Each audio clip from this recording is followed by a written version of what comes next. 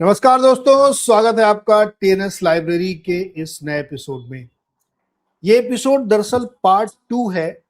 जो किताब हमने पिछली बार आपने लास्ट वीक जो सुनी और देखी, उसका दूसरा हिस्सा है, क्योंकि ये किताब इतनी बड़ी थी कि इसको एक हिस्से में एक एपिसोड में पूरा करना मुश्किल था।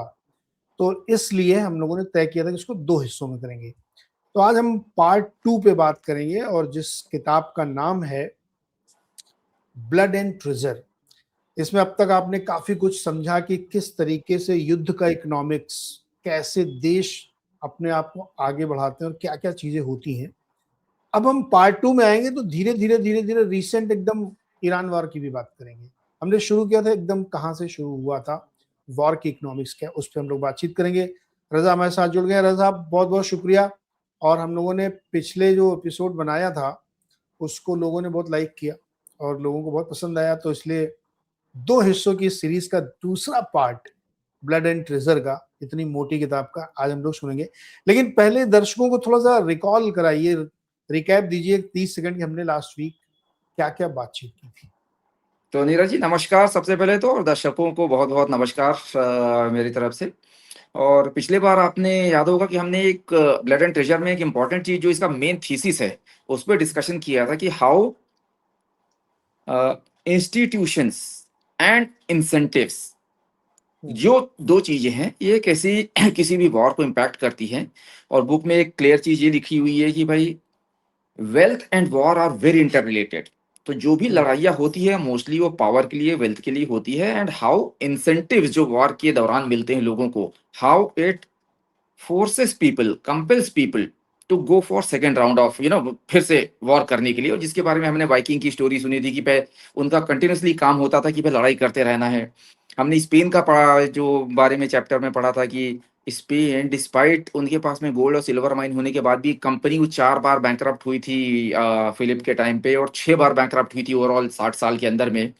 और कैसे अलग अलग जैसे एक विच हंट का हमने पढ़ा था कि कैसे विच हंट ट्रायल उस समय यूरोप में लेडीज के अगेंस्ट में किया गया था, because they were not considered to be the productive contributor to the economy. So how war and the incentive, the institution and the incentives are interrelated. तो उसी चैप्टर को, उसी कहानी को हम आगे दूसरे अलग अलग जो चैप्टर्स उसमें डिस्कस करेंगे आगे। तो जैसे अगले चैप्टर में हम आते हैं जैसे काउंटिंग फॉर एम्पायर जो है, उसमें अगर हम जाते हैं तो एक इसमें बहुत ही 3-4 बार मेंशन आया है नीरज जी, 7 ईयर वॉर करके। तो ये 7 ईयर वॉर जो था वो जनरली यहाँ पे क्या होता था, वो ब्रिटेन और फ्रांस तो हर समय एक दूसरे के साथ में लड़ाई में लगे ही रहते थे। एक डेटा बड़ा इंटरेस्टिंग था उसमें, तो कि 126 साल जो थे उसमें, जो 1689 और 1815 के बीच में, जो करीब करीब 125 साल था, उसमें ब्रिटेन और फ्रांस जो थे वो 68 ईयर्स लड़ाई में पड़े रहे, लगे रहे लड़ाई पे। अच्छा, एक चीज बड़ी इंटरेस्टिंग फैक्ट इसमें यह था कि ब्रिटेन जो था उसका पॉपुलेशन सिर्फ 9 मिलियन था, फ्रांस का पॉपुलेशन 25 मिलियन। लेकिन आप ये देखिएगा डोमिनेशन में हर समय ब्रिटेन होता था, क्योंकि उनकी नेवी बड़ी स्ट्रांग होती थी। और दूसरी चीज, बड़ी इंटरेस्टिंग चीज इसमें जो बताई है इसमें ऑथर ने, वो ये बताया कि जो इंडस्ट्रियल रेवोल्यूशन मोस्टली तो ब्रिटेन से चालू हुआ था, क्योंकि सबसे डोमिनेंट फोर्स वो होती थी दुनिया में। उनका जो जीडीपी 1750 के आसपास की जो डेटा दिया हुआ है ऑथर ने, इसमें बताया हुआ कि जीडीपी जो होता था पर हेड जीडीपी जो ब्रिटेन का होता था वो फ्रांस से 50% ज्यादा होता था। 1750 की बात हो रही है ये। क्यों होता था? उसमें एक बहुत ही इंटरेस्टिंग इंसाइट है। टैक्सेशन जो होता था ब्रिटेन में, there was a proper system and process which was there in place taxation का। तो जैसे टैक्सेशन में मोटा मोटी इक्विवेलेंट दिया है कि 100 ग्राम सिल्वर जो होता था, अगर ब्रिटेन टैक्स कलेक्ट करता था अपने सिटीजन से, तो फ्रांस कलेक्ट करता था ओनली 49 ग्राम सिल्वर। 100 और 50 का डिफरेंस सोचिए। क्योंकि इनकी वो बहुत अच्छी थी ब्रिटेन की जो सिस्टम प्रोसेस है, तो अपने आप ही विराज करके गए, हमने देखा वो उनके जो पुराने बनाए गए जो सिस्टम प्रोसेस अच्छे चलते थे उस समय, वो थे। इससे फायदा क्या हुआ, जब वॉर जब भी हो तो ब्रिटेन ऑलरेडी हैड मनी, उनके पास में सफिशिएंट पैसा होता था लड़ाई लड़ने के लिए। और it was more of a democratic form of government वहां पे ब्रिटेन में। तो उससे क्या होता था, गवर्नेंस होता था, सिस्टम प्रोसेस होते थे, पार्लियामेंट में अप्रूवल के लिए जाना पड़ता था कि भाई हमको इस चीज के लिए खर्च करना पैसा ना, हमको अप्रूवल दीजिए। तो there was complete accountability, there was complete governance and accounting होती थी पूरी। तो उस चक्कर में क्या होता था कि ब्रिटेन की पब्लिक को भी जब उनके ऊपर में भरोसा था कि भाई हमारे जो भी काम कर रहे हैं, लड़ाई झगड़े के लिए पैसे ले रहे हैं तो जायज ले रहे हैं, and they were very much willing in sharing the taxation. So आप ये देखिए, institution, now taxation is equal to institution, और इंसेंटिव क्या आ रहा है, लड़ाई जीत रहे हैं। Again coming back to the point of institution and the incentives, how they were shaping the war, and हर समय ये ब्रिटेन का अपर हैंड होता था, पैसे भी आ रहे हैं, ट्रांसपेरेंसी भी मेंटेन कर रहे हैं, कलेक्शन भी ज्यादा हो रहा है, ज्यादा कलेक्शन हो रहा है, ज्यादा लड़ाई में जा रहे, ज्यादा लड़ाई में जा रहे, ज्यादा नेवी में खर्च कर रहे, नेवी सबसे डोमिनेट होती थी, ज्यादा वॉर जीत रहे हैं।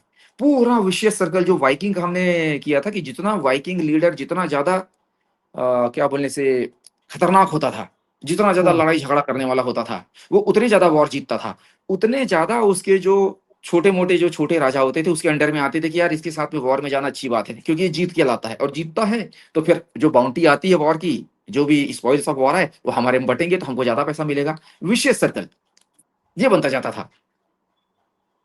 तो और इसलिए कभी भी आप देखिएगा इकोनॉमिक्स ऑफ वॉर में इसमें एक उन्होंने बताया हुआ है कि जब इंग्लैंड फाइट करता था तो वो लोगों से पैसे भी उधार लेता था, बिकॉज उनकी सिस्टम प्रोसेस बना। अच्छा, इसमें नीरज जी एक बड़ी इंटरेस्टिंग इंसाइट है, जो बैंक ऑफ इंग्लैंड जो बना था 1694 में, 1694 में बैंक ऑफ इंग्लैंड बना था, तो हुआ क्या था उस समय 1690 में फ्रांस ने एक मेजर वॉर हुई थी, उसमें शिप बहुत सारे डिस्ट्रॉय कर दिए थे ब्रिटेन के, ब्रिटिश और डच शिप, उन्होंने 50-60 डच और ब्रिटिश शिप जो है उन्होंने खराब कर दिए थे।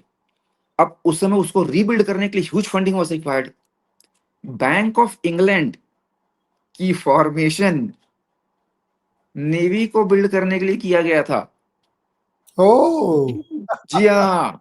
अच्छा, प्राइवेट बॉडी होती थी, जितने रिच, जितने गोल्ड वाले, जितने डिफेंस वाले, वो जितने मोटी मोटी पार्टी, बैंकिंग वाली पार्टी होती थी, उन्होंने फंडिंग की थी बैंक ऑफ इंग्लैंड की। तो bank of England used to be a private body till it was nationalised. ये सारे पूरा यूएस का फेडरल रिजर्व भी प्राइवेट है, इवन आरबीआई भी प्राइवेट है, ये सब बाद में नेशनलाइज हुए हैं। नीरज जी, ये बहुत ही इंटरेस्टिंग, आगे वाले चैप्टर में आएंगे तो वहां पे डॉलर कैसे बना, यूएस फेडरल रिजर्व कैसे बना था, वो सब उस चैप्टर में भी आएंगे। लेकिन यहाँ पे आपको मैं बता दूं कि ये पूरा का पूरा जैसे this is how war used to impact the economy, and Britain किस बेसिस पे जीतता था, क्योंकि उसकी फंडिंग कंटिन्यूसली होती रहती थी। अच्छा, बैंक ऑफ इंग्लैंड बना, उसने फंडिंग चालू की।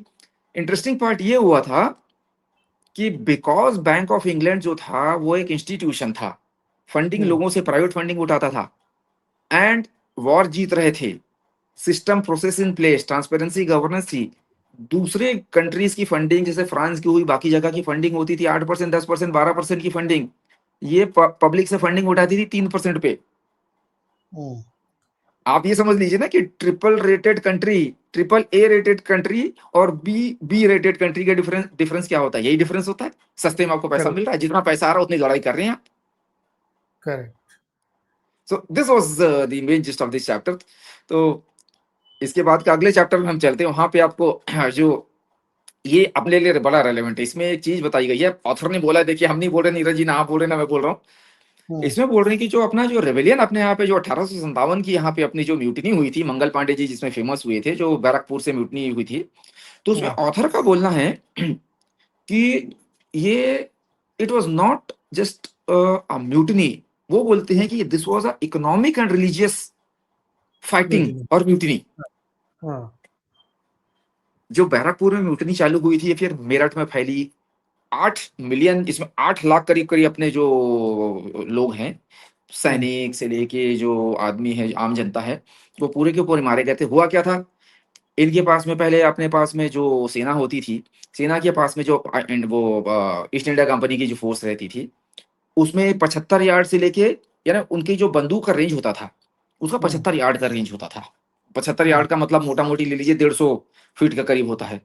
नया वाला आया गन जिसकी 250 गज की रेंज थी, उसमें जो बुलेट यूज करने वाला था, उसमें वो बोल रहे थे कि भाई उसमें मुंह से काटना पड़ता था बुलेट को, मोटा मोटी आपको बता रहा हूँ, टेक्निकल में ज्यादा नहीं जाके। तो उसमें पिग और काऊ का फैट होता था। अच्छा, काऊ और पिग, हिंदू और मुस्लिम दोनों अगेंस्ट। यस। तो बोले कि यहाँ पे ये फैल गया कि भाई, अब फैक्ट अपने को नहीं पता है, लेकिन फैल ये गया कि भाई इन दोनों में ये दोनों फैक्ट है, काऊ काऊ पिक का। लोगों में म्यूटिनी हो गई, हम नहीं यूज करेंगे, लड़ाई झगड़े हो गए, म्यूटिनी हो गई। ले देखिए, इन्होंने ब्रिटेन ने ट्राई किया, यानी ईस्ट इंडिया कंपनी ने ट्राई किया कि वे डैमेज कंट्रोल करते हैं, लेकिन डैमेज कंट्रोल नहीं हो पाया। उसकी भी स्टोरी आएंगे कि भाई डैमेज कंट्रोल नहीं हो पाया, म्यूटनी फैली, और म्यूटनी हुई क्यों थी उस पे। लेकिन एक थोड़ा सा बैकग्राउंड आपके देते हैं कि जब 1500 की बात हो रही, 1500 एडी की बात हो रही, तो उस समय 3-4 मेजर इकोनॉमी होती थी। इंडिया होती थी सोने की चिड़िया, वर्ल्ड की वन ऑफ द रिचेस्ट या वन ऑफ द रिचेस्ट बोल लीजिए। चाइना होता था, ऑटोमैन एम्पायर होता था, टर्की वाला जो एम्पायर होता था। 1800 1900 में क्या हुआ, ये पूरे के पूरे मोस्ट ऑफ द वर्ल्ड ये आ गया यूरोप के कंट्रोल में, एम्पायर्स के कंट्रोल में। कहीं स्पेनिश एम्पायर चल रहा, कहीं ब्रिटिश एम्पायर चल रहा है। 1800 1900 में हमारे पैसे खत्म होके पूरे के पूरे वहां चले गए, क्योंकि लूटिंग इकोनॉमी थी वो। इसके पहले भी हम एक और बुक में हम डिस्कस कर चुके हैं कि भाई वहां पे कितना लूट होकर, ये न्यू लिबरलिज्म वाली बुक में है कि 47 ट्रिलियन आज की डेट में रेट में जो हमारा लंदन पैसा लेकर के क्या हुआ था, ये लूटिंग होने लगी। इसके चलते क्या हुआ कि हमारे यहाँ पे इकोनॉमी वीक पड़ने लगी, पैसे यहाँ से जाने लगे। अच्छा, एक चीज और होती थी, हमारे यहाँ कंटिन्यूसली वॉर चलते रहती थी। तो दिल्ली की सल्तनत है, मुगल एम्पायर है, डेक्कन है, विजयनगर एम्पायर है साउथ का। अब इसमें यह होता था नीरज जी की मोस्ट ऑफ द टाइम लड़ाई चलती रहती थी। जैसे एक डेटा दिया हुआ है, उसमें बोला कि भाई 1500-1600 में जब मुगल आए थे, 90% ऑफ द रेवेन्यू जो आता था वो लड़ाई में खर्च होता था पूरा, 90% ऑफ द रेवेन्यू। सो उस खर्चे के चलते पर्स सबका टाइट हो गया। इसी के कारण तो आप जब ईस्ट इंडिया कंपनी आई थी, तो इन लोगों ने अपने वाले जो राजा महाराजा थे, उन्होंने उसको क्यों, मुगल साम्राज्य था, उन्होंने उसको दिया क्यों था कंट्रोल इसलिए दिया था कि भैया हमको पैसे दे दीजिए और हमारी सिक्योरिटी भी आप करिए, हमसे खर्चा नहीं संभल रहा है। करेक्ट। और उस समय लैंड जो था वो मैटर करता था, जिसके पास जितनी ज्यादा लैंड उसके पास उतना ज्यादा पैसा। और एक और बड़ी इंटरेस्टिंग चीज थी नीरज जी उसमें, एक चीज आप डिफरेंस इसमें बताया है ऑथर ने, कि देखिए इंडिया में लैंड के लिए बड़ी फाइट होती थी, अफ्रीका में अबंडेंस में लैंड। तो यहाँ की ग्रोथ अपनी जो होती थी लैंड से बिल्कुल इंटरलिंक थी, जिसके पास जितना लैंड उसके पास उतना ज्यादा पैसा। अफ्रीका में ये नहीं होता था। क्यों? क्योंकि इतनी ज्यादा पॉपुलेशन डेंसिटी कम और लैंड इतनी ज्यादा कि अगर एक जगह लड़ाई होती थी ना, तो राजा महाराजा जो होते थे, वहां के छोटे मोटे ट्राइब वाले होते थे, वो जगह को छोड़ के दूसरी जगह चले जाते थे। yes. हाँ, तो बोले लड़ाई नहीं करना अपने को, चलो उधर चलते हैं, वहां जाके रह लेंगे, जगह इतनी ज्यादा थी वहां पे। तो वहां जाके अपना बसा लिया उन्होंने। अपने यहाँ पे होता सबका डोमिनेटेड एरिया होता था, छोड़ते नहीं थे, उसकी साथ लड़ाई होती थी, और जिसने टेक ओवर कर लिया उसकी इकोनॉमी बढ़िया चले गई।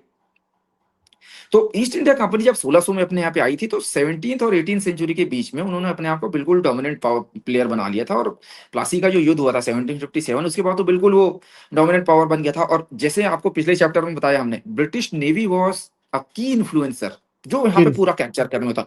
उन्होंने फ्रांस को भी हराया था, फ्रेंच कॉलोनीज, पोर्चुगीज कॉलोनी होती थी ना अपना, जैसे गोवा पोर्चुगीज कॉलोनी होता था, पौंडीचेरी जो होता था फ्रेंच कॉलोनी होता था। यहाँ से ब्रिटेन ने पूरा का पूरा धीरे धीरे करके तो पूरा कैप्चर कर लिया था ईस्ट इंडिया कंपनी ने। सो वो पूरा का पूरा कैप्चर करने लगते थे, और उनकी फिलॉसफी थी जितना लैंड कैप्चर करेंगे, अच्छा एक लैंड कैप्चर कर लिया, पैसे आ गए, वो बोलते थे कि अब इसको मेंटेन करने के लिए हमको दूसरी लैंड कैप्चर करनी पड़ेगी। तो यहाँ तक आ गया था कि जब इंडिया को उन्होंने मोटा मोटी कैप्चर कर लिया था पूरा, अपने ईस्ट इंडिया कंपनी ने, बोले उनका प्लान आ गया था कि चलो यमन तक चलते हैं, कि इंडिया को कैप्चर करके सेफ रखने के लिए यमन भी हमारे कंट्रोल में होना चाहिए। यानी वो पागलपन हो जाता है ना, कि एक यूफोरिया टाइप का हो जाता है जो, तो उस लेवल पे चले गए थे। अच्छा, अब अपने वापस आते हैं, तो जिसमें अपना जो हम मेरठ वाली म्यूटनी और बैराकपुर वाली म्यूटनी की बात बता रहे थे, तो हमारे राजा महाराजा ने क्या किया, कंट्रोल दे दिया ब्रिटिश को सिक्योरिटी का, उनको पैसे देने लगे, उनके कंट्रोल में आ गए थे। अच्छा, इसमें एक बड़ी इंटरेस्टिंग चीज ये हुई थी कि जो म्यूटनी जो हुई थी वो मोस्टली रिलेटेड टू बंगाल। जैसे मद्रास और बॉम्बे में भी होते थे, क्योंकि उसमें मद्रास कहलाता था, बॉम्बे कहलाता था, ईस्ट इंडिया कंपनी की जो पार्टी होती थी। जी जी जी। तो मद्रास और बॉम्बे जो था वहां पे नहीं हुई थी, बंगाल में हुई थी। बंगाल में क्या होता था नीरज जी, भूमिहार और राजपूत होते थे, वो आर्मी में होते थे, हाई हिंदू कास्ट वाले। कास्ट प्रिविलेज उस समय इनके आर्मी में पूरा का पूरा इंडिया में चलता था, तो उनकी आर्मी में जब रिक्रूट करेंगे तो वहां पे भी चलेगा। 80% ऑफ बंगाल रेजिमेंट जो थे वो हिंदू होते थे, अपर कास्ट। और उसके बाद में क्या हुआ, बंगाल प्रेसिडेंसी जो थी होती थी वो फाइट करती थी, सिंध में लड़ाई कर रही है, अफगानिस्तान में लड़ाई कर रही है, जैसे जैसे कैप्चर करते जा रहे, आर्मी एक्सपैंड होते जा रही है। आर्मी जैसे जैसे एक्सपैंड होती गई तो क्या हुआ, ब्रिटेन के ऊपर में प्रेशर आने लगा कॉस्ट का, क्योंकि जितनी लड़ाई करोगे पैसे तो खर्च होंगे, कलेक्शन तो आपका कम हो रहा है, ऊपर से यहाँ के राजा महाराजा को पैसे भी दे रहे हो, पीवी पर्स जो बोलते थे, उनकी कॉस्टिंग कम हुई तो उन्होंने रिस्ट्रक्चरिंग की कि कॉस्ट कम करना है। कॉस्ट कैसे कम करना है, बोले भैया जो लोकल वाले लोअर कास्ट वाले उनको भी रिक्रूट करो अपनी टीम में, सोल्जर में। तो, तो उन्होंने लोअर कास्ट को रिक्रूट करना चालू कर दिया। जब 1815 की बात है तो उस अपर कास्ट जो होते थे 80% होते थे ईस्ट इंडिया कंपनी की आर्मी में। 1840 25 साल में 80% बन गया 65%। तो आप देखिए कि प्रोपोर्शन कैसे बढ़ गया था लोअर कास्ट का। उसके बाद में 1849 में 1849 में सिख वॉर हुआ था पंजाब में, ब्रिटेन ने जीता, पंजाब कंट्रोल में आ गया। अब वहां पे उन्होंने पंजाबी से रिक्रूट किए बंगाल आर्मी में, क्योंकि आता तो ये बंगाली प्रेसिडेंसी के अंदर में था। वहां पे जो 1810 में 7 रुपए मिलते थे एक सोल्जर को, वो 1857 में भी 7 रुपए मिलते थे। सोचिए 47 ईयर्स, 47 ईयर्स में रेट उनका कॉस्ट ही नहीं बढ़ा था। जब ये हुआ तो वहां पे ऑथर का ये बोलना है कि the reason for the mutiny was not just Hindu Muslim peg cow नहीं, वो बोले कि it was religious and economic, more economic, क्योंकि जो आर्मी थी वो बिल्कुल नाखुश थी और वहां पे बिल्कुल सैलरी भी इनकी नहीं बढ़ी थी, वहां पे उनका कास्ट डोमिनेंस भी कम हो रहा था। तो आप ये देखिए कि कैसे वहां पे ईस्ट इंडिया कंपनी के अंदर में जो इंडियन सोल्जर्स होते थे वहां पे म्यूटनी हो गई, because they were facing the economic consequences. Correct. See इसमें क्या होता है ना रजा, कोई भी प्रॉब्लम आप देखो जब वो इरप्ट होती है ना तो बाकी एलिमेंट उभर के सामने आते हैं, हमको लगता है जी कि हाँ, यार बिल्कुल। ये कोर में इकोनॉमिक इशू होता है। अपने यहाँ जो भी है इस समय कंटेम्प्रेरी राजनीति में जो चल रहा है कि ये रिजर्वेशन चाहिए, कास्ट सेंसस कराओ, ये सब क्यों हो रहा है, क्योंकि इकोनॉमिक डिस्पैरिटी इतनी ज्यादा हो चुकी है कि अब वो इस रूप में निकल के सामने आ रही है। मतलब आप ये समझो कि आप पैसा जो ना आपके शरीर में बहता हुआ रक्त है, हाँ, लेकिन यस, बीमारी निकल एब्सोल्युटली। के आती है, सर दर्द हो रहा है, पेट दर्द हो रहा है, हाथ दर्द हो रहा है, ये हो रहा है। असली चीज ब्लड फ्लो है, जो कहीं कम पड़ गया, दिमाग तक खून नहीं पहुंच रहा, सर दर्द शुरू हो गया, हार्ट अटैक हो गया क्योंकि वहां ब्लड नहीं पहुंचा, हार्ट तो बेचारा चल ही रहा है। सो ये बहुत इंटरेस्टिंग चीज है। लोगों को मैं हमेशा समझाता हूँ कि जो अभी इस समय जो वॉर हो रहा है इसके पीछे का भी कारण वही है, लेकिन मैनिफेस्टेशन में अलग अलग चीजें दिखती, ये हो रहा है, वो हो रहा है, ऐसा हो रहा है, वैसा हो रहा है। चलो आगे कंटिन्यू करो। हाँ, तो नीरज जी अगली स्टोरी ये बहुत इंटरेस्टिंग स्टोरी ये भी, ये जो है कि how US civil war made the dollar, dollar का एग्जिस्टेंस कैसे हुआ। तो बहुत ही इंटरेस्टिंग स्टोरी ये है कि जो यूएस के पहले ट्रेजरी सेक्रेटरी होते थे, अलेक्जेंडर हैमिल्टन नाम है उनका। तो यूएस का जो सिविल वॉर हुआ था 61 से 65, तो बड़ा, एक तो पहले इंडिपेंडेंस, वॉर ऑफ इंडिपेंडेंस हुआ था 1775 से 1783 के बीच में, यूएस का वॉर ऑफ इंडिपेंडेंस था। ब्रिटेन ही तो मोटा मोटी कंट्रोल करता था वहां पे। इस बुक में पढ़ के एक इंटरेस्टिंग चीज और बताऊंगा आगे मैं, वो मुझे तो पता ही नहीं थी, तो भी पता चला कि भाई ब्रिटेन ही मोस्टली कंट्रोल करता था ना। जब यूएस की वॉर ऑफ इंडिपेंडेंस हुई थी बहुत मोटा खर्चा अर्चा हुआ था वहां पे, और लोगों ने वहां पे बहुत, जो लोकल जो कॉन्टिनेंटल कांग्रेस होता था, कॉलोनीज होती थी, उन्होंने खूब बोरो किया था पैसा लड़ाई करने के लिए, सोल्जर्स को पैसे देने के लिए, क्योंकि उस समय तो सोल्जर को क्या होता था, सोना चांदी सिक्के यही मिलते थे। उन्होंने यूरोप से इधर उधर से जब से पूरे के पूरे बोरोइंग की थी और सोल्जर्स को अपने पैसे देने चालू किए थे ना। उसके बाद में यूएस का सिविल वॉर आया था जो 1861 से 65 में हुआ था। तो जो मैं अलेक्जेंडर हैमिल्टन साहब की बात कर रहा हूँ, उन्होंने क्या किया था आफ्टर दी इंडिपेंडेंस, जब यूएस में नई सरकार आ गई थी 1789 में, तो फाइनेंशियल सिचुएशन तो बड़ी बड़ी खराब थी, क्योंकि लड़ाई कर करके इन्होंने पैसे तो पूरे के पूरे हर सब किसी के बर्बाद हो चुके थे। तो हैमिल्टन साहब ने एग्जाम्पल लिया था कि भाई लंदन का सिस्टम देखो, जो हम डिस्कस कर चुके हैं अभी थोड़ी देर पहले, बड़ा अच्छा सिस्टम है, स्ट्रॉन्ग सिस्टम है, कम रेट में इनको पैसे मिलते हैं क्योंकि उनकी करेंसी स्ट्रांग है, इकोनॉमी बढ़िया चलती है, सिस्टम प्रोसेस अच्छे हैं।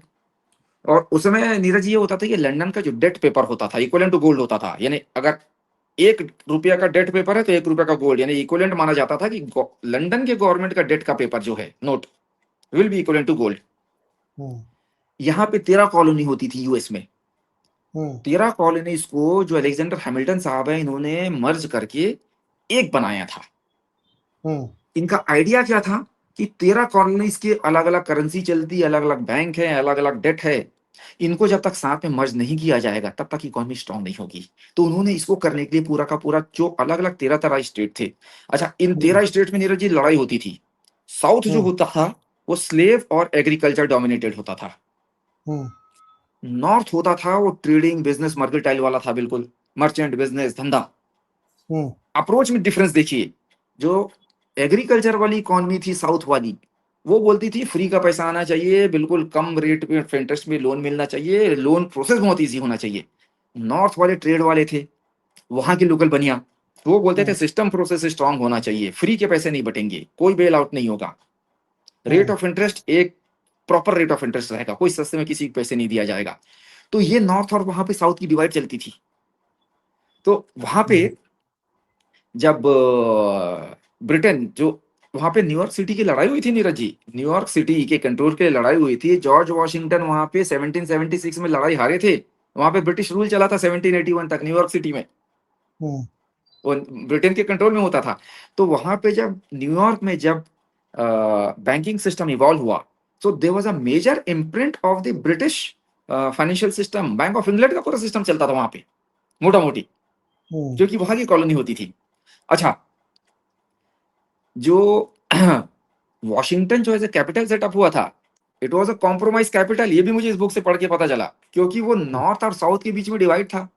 साउथ पुअर स्टेट में रहता था, financially dependent, north financially independent.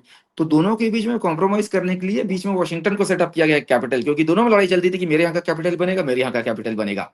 अच्छा, उस समय इनके डेट बहुत हाई हो गए थे, 1789 की बात है, तो यूएस का डेट जो होता था बहुत हाई होता था। इनके जो पेपर जो होते थे 60 सेंट्स टू $1 चलते थे। तो जब अलग अलग कॉलोनीज थे 60 सेंट्स टू $1, डॉलर की वैल्यू 60 सेंट के करीब होती थी, यानी 40% डिस्काउंट पे चलता था। लेकिन जब यूनिफिकेशन कर दिया था हैमिल्टन साहब ने, 90 में ले गए, 90 सेंट टू $1, तो धीरे धीरे उनकी इकोनॉमी स्ट्रांग होने लगी। और हैमिल्टन साहब ने ही पहले वहां का यूएस का फर्स्ट नेशनल बैंक स्टैब्लिश किया था, मोटा मोटी बैंक ऑफ इंग्लैंड के जैसे, जो कि कौसी प्राइवेट कौसी पब्लिक वाली बॉडी थी, वो 5 से 6 डिकेड तक चली। तो ये जो बैंक था इसने ये स्टार्ट किया था ऑपरेशन 1791 से 1811 तक चला था ये। एंड ये जो बॉडी थी जो चली थी, इसमें क्या होता था कि it was seen as favouring the elites. अब भाई बैंकिंग सिस्टम तो नीरज जी जहां से पैसा आएगा उसी को ही फेवर करेगी, उसी के कंट्रोल में रहेगी। तो ये लगता था कि लोगों को वो लगता था यार ये तो नॉर्थ वाले कंट्रोल कर रहे हैं इसको, बॉस्टन न्यूयॉर्क फिलाडेल्फिया वाले कंट्रोल कर रहे हैं, साउथ वांटेड लूज रेगुलेशन। जो हैमिल्टन साहब की मौत हो गई थी 1804 में, असैसिनेशन हुआ था उनका, जो अलेक्जेंडर हैमिल्टन में बता रहा हूँ नीरज जी, जो प्रेसिडेंट साहब थे उन्होंने 1811 में 20 साल के बाद में फर्स्ट जो बैंक हुआ था यूएस का, उसका चार्टर को लैप्स होने दे दिया। बोला कि बहुत लड़ाई चल रही साउथ और नॉर्थ के बीच में, बैंक बंद कर दो, there should not be a central bank. जो इनका मोटा मोटी सो कॉल्ड सेंट्रल बैंक होता वो बंद करवा दिया ये। उसके बाद में फिर इनकी लड़ाई हुई ब्रिटेन के साथ में, फिर पैसे की जरूरत पड़ी, पैसे नहीं थे, तो इन्होंने 1812 में लड़ाई हुई ब्रिटेन के साथ में, पैसे नहीं थे, बिल्कुल बैंक्रप्सी वाले हाल में थे, टाइट सिचुएशन थी। 1816 में फिर से एक नया सेकंड नेशनल बैंक बना के लाए। जब सेकंड नेशनल बैंक बनाया तो उसके बाद में यहाँ पे मोटा मोटी इंडस्ट्रियल जो रिवोल्यूशन था 1816 में इन्होंने चालू किया, तो इंडस्ट्रियल रिवोल्यूशन उस समय धीरे धीरे करके चालू हुआ था। मशीनें आनी चालू हो गई थी यूएस में, और पॉपुलेशन बढ़ने लगा था, माइग्रेशन होने लगा था, अर्बनाइजेशन होने लगा था। तो धीरे धीरे यहाँ क्या हुआ था कि जो ग्रोथ आने लगी ना, ग्रोथ आने लगी, इकोनॉमी बढ़ने लगी। अगेन वहां पे फिर नॉर्थ साउथ की लड़ाई चालू हुई। नॉर्थ वाले बोलते थे कि भाई स्ट्रांग होनी चाहिए पॉलिसी, साउथ वाले फिर बोले, फिर से वही लड़ाई चालू हुई जो 1810-11 में हुई थी। फिर वहां पे 1832 में वहां पे जो प्रेसिडेंट होते थे एंड्रू जैक्सन, उन्होंने नीरज जी फिर से सेकंड बैंक ऑफ जो सेकंड नेशनल बैंक था उसको 1837 में कोलैप्स होने दे दिया। फिर से उन्होंने बोला कि बंद कर दो, लैप्स कर दो, कोलैप्स नहीं लैप्स कर दिया था उन्होंने, उसका जो एजेंडा था, हाँ वो पूरा का पूरा लैप्स कर दिया। इसमें एक डेटा है बुक में लिखा हुआ है कि 1830 में मोटा मोटी 500 बैंक होते थे यूएस में, 1860 में 1500 बैंक। अब देखिए कि सेंट्रल बैंक ना होने से जिसकी मर्जी जो स्टेट खोल रहा अपने बैंक, 13 स्टेट 13 अपने अपने बैंक खोल रहे हैं, 500 बैंक से 1500 बैंक हो गए थे, सोचिए 30 साल में। क्योंकि 1837 में बैंक बंद हो गया था, नेशनल बैंक जो था उनका। लेंडिंग बढ़ गई $200 मिलियन से $700 मिलियन, लूज पॉलिसी ये सब के कारण। तो इसलिए फिर वहां पे क्या हुआ कि नॉर्थ वाला फॉलो करता था स्ट्रिक्ट पॉलिसी, उन्होंने बोला हम नॉर्थ फॉलो को स्ट्रिक्ट पॉलिसी फॉलो करेंगे, और पैसे की जरूरत थी वहां पे। तो वहां पे एक बार क्या हुआ, इसी बीच में जो लोकल नोट चलते थे उनकी वैल्यू कम होने लगी थी। 1837 में नीरज जी क्या हुआ, वहां पे लैंड प्राइस का एक बड़ा फॉल आया, वहां पे बड़ा मेजर क्राइसिस हुआ। जब क्राइसिस हुआ तो साउथ वाले बैंक पूरे डिफॉल्ट करने चालू कर दिए, क्योंकि जो वीक वाले थे डेट बांट के रखे थे उन्होंने, स्ट्रांग थी नहीं इकोनॉमी। नॉर्थ वाले जो थे वो स्ट्रांग वाले थे, उन्होंने कंट्रोल करना चालू किया। तो जब इनका सिविल वॉर चालू हुआ 1861-65 वाले एरिया में, तब वो एक्चुअल उस समय जो था इनका यूएसडी आया। एक्चुअल जो यूएसडी आज की डेट में चलता है वो 1861-65 वाले टाइम पे आया। उन्होंने 1861 में यूएस ने बॉन्ड इशू किए कन्वर्टेबल टू गोल्ड। जो बॉन्ड इशू किए थे Neeraj ji, it was green in colour, नीले कलर का, ये शर्ट के कलर वाला। देयरफॉर उसका नाम पड़ा ग्रीन बैक। अच्छा देखिए 1861 में ये हुआ, 62 में वॉर चल रही है, लड़ाई झगड़ा मारपीट चल रहा है। तो जो बैंक नोट था, this green back was actually converted into dollar. ये ग्रीन बैक था, ये डॉलर में एक्चुअल वैल्यू में कन्वर्ट हुआ, और इसकी फिर गोल्ड के बाद में इसकी गोल्ड से पैरिटी आई। अच्छा एक और इंटरेस्टिंग चीज, ये तो green back mostly north control करके बाद में डॉलर बना था। साउथ वालों ने अपनी करेंसी छापी ग्रे कलर की, उसको बोलते थे ग्रे बैक। वो ग्रे बैक जो है नीरज जी, वो ग्रे बैक जो था वो कोलैप्स कर गया, खत्म हो गया, क्योंकि उसकी वैल्यू ही नहीं थी। अगर डॉलर से कंपेयर करें तो जो ग्रीन बैक होता था 100 ग्रे बैक के बदले में मोटा मोटी आपको 150 ग्रीन बैक मिलते थे, इतनी कम वैल्यू थी उसकी। और ग्रीन बैक, इसलिए ग्रीन बैक जैसे लड़ाई खत्म हुई, सिविल वॉर खत्म हुआ, तो वहां पे उनकी वैल्यू पैरिटी आई, वैल्यू बढ़ा, वैल्यूएशन बढ़ा, and then it became equal to gold, and this is how the parity of the dollar became equal to gold. Yes. So this is the story of how dollar came into being. Wow जी very interesting. ये तो मुझे भी आज पता चला कि green bag उसका नाम क्यों पड़ा था। और ग्रे बैग होता था एक, और ग्रे बैग भी होता था एक। यस तो इसमें एक अगला चैप्टर जो नीरज जी भी इंटरेस्टिंग इसलिए है क्योंकि इसमें चेंजिंग कॉस्ट ऑफ वॉर बताया गया था। एक बार फ्रांस ने इन्वेड किया था 1812 के आसपास में, मॉस्को को इन्वेड किया था, रशिया को ले लिया था। उन्होंने पूरा मॉस्को पूरा का पूरा बर्न डाउन कर दिया था। उसके 2 साल के बाद में रशिया, प्रशिया और ऑस्ट्रिया तीनों ने ऑक्यूपाई किया पेरिस को, सीज ले किया था। नाउ उन्होंने हेवी आर्टिलरी बम्बार्डमेंट चालू किया था। तो ये जो 1870 में जो ये हुआ था, इसमें नीरज जी एक पेरिस का जो सीज हुआ था, उसमें इंपॉर्टेंट चीज ये है, इसके पहले कभी भी आप किसी भी कंट्री को आप जीतते थे तो उसकी इकोनॉमी को बैक नहीं करते थे। आप जाते थे फोर्ट में लड़ाई कर रहे, राजा महाराजा सिपाही ये जितने सोल्जर होते थे लड़ाई करके आप कैप्चर कर लेते थे, और इकोनॉमी पे, खेत पे, खलिहान पे, बिल्डिंग पे, मशीनरी पे, इंडस्ट्री पे अटैक नहीं करते थे। नाउ क्या हुआ, पेरिस को जब इन्होंने सरेंडर किया तो वहां पे पहली बार ये हुआ कि पेरिस पे इन्होंने बम्बार्डमेंट किया सिविलियन पॉपुलेशन, क्योंकि पेरिस ने क्या किया, अपने फोर्ट बंद कर दिए। फोर्ट बंद कर दिया, कैप्चर में नहीं आ रहा था, वो देने को तैयार नहीं, सबको वो अपना सरेंडर करने को तैयार नहीं। तो इन्होंने सिटी की बम्बार्डमेंट चालू कर दी। जब सिटी की बम्बार्डमेंट चालू हुई तो अंदर में फेमिन फैला, बीमारी फैली, भूखमरी फैली, तो पेरिस ने सीज किया, यानी वो सरेंडर कर दिया। तो उस समय पहली बार आया। तो उसमें इंपॉर्टेंट इसलिए ये है चैप्टर कि it change the entire cost and the face of war, कि general attack on the civilian population started from there. और इसमें एग्जांपल दिया हुआ है, जैसे नीरज जी कि 1943 में जैसे हैम्बर्ग में जब रॉयल एयर फोर्स और यूएस एयर फोर्स ने बम्बार्डमेंट किया था, 2300 ton of bomb 4 square kilometer, 4 square mile में फॉस्फोरस के साथ इंक्लूड करके मारा था। अब आप देखिए वर्ल्ड वॉर 1 की भी डिस्कशन आएगी, वर्ल्ड वॉर 2 की भी डिस्कशन आएगी, कैसे not just military installations but आप इकोनॉमिक इंस्टॉलेशंस और इंडस्ट्रियल बेस को भी कैसे आप वो मारते थे? So it all started from Paris से। पेरिस की सीज जो थी सरेंडर नहीं करने में, वो एक ट्रेंड आया। अच्छा, प्री 19 सेंचुरी नीरज जी एक और चीज होती थी, जितने वॉर होते थे तो wealth of the winning economy used to grow. क्यों? पॉपुलेशन कम हो जाता था लड़ाई में, और इंडस्ट्री तो है, इकोनॉमी है, चल रही है, तो जिसने जीत लिया उसकी इकोनॉमी बढ़ गई, आदमी कम हो गए,